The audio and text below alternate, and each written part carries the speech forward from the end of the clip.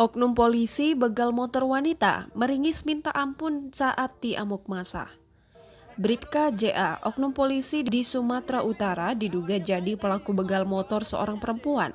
Bribka JA menjadi bulan-bulanan warga atas aksinya yang dipergoki warga.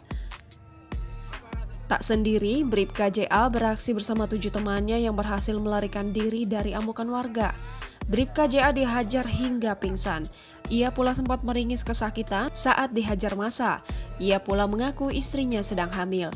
Namun terkait hal itu belum bisa dibuktikan karena tak lama kemudian sang oknum polisi itu langsung tak sadarkan diri dan kini tengah ditangani Polsek Beringin, Medan, Sumatera Utara. Dari hasil identifikasi terungkap bahwa pelaku itu adalah Bribka JA, oknum polisi yang bertugas di Polres Pelabuhan Belawan, Kota Medan. Bribka JA diamuk massa karena merampas sepeda motor milik seorang wanita berinisial L. Peristiwanya terjadi di Dusun Lestari, Desa Pasar 5, Kebun Kelapa, Kecamatan Beringin, Kabupaten Deli Serdang pada Kamis 22 Juli 2021 sekitar pukul 18.00 waktu Indonesia Barat. Sebenarnya oknum polisi itu beraksi bersama 7 orang temannya, namun ketujuh rekannya berhasil melarikan diri saat ketahuan warga. Hanya Bribka JA sendiri yang ditangkap karena saat hendak kabur, motor yang dikendarainya tiba-tiba mogok. Randi memastikan bahwa aksi Bribka JA dan ketujuh temannya murni perampokan dengan modus leasing.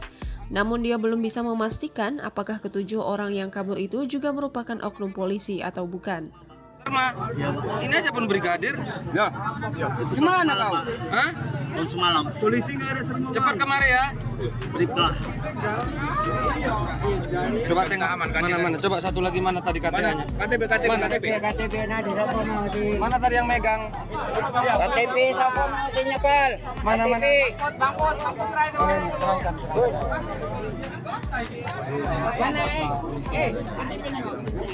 Mana tadi? Bang, mau ditengok dulu, Bang. Ini nih. Coba lihat dulu ya. Siapa dari apa? Megang Dari senjata. rawan, Pak. Mana senpimu? Enggak ada, Pak. Jadi kok ada ini?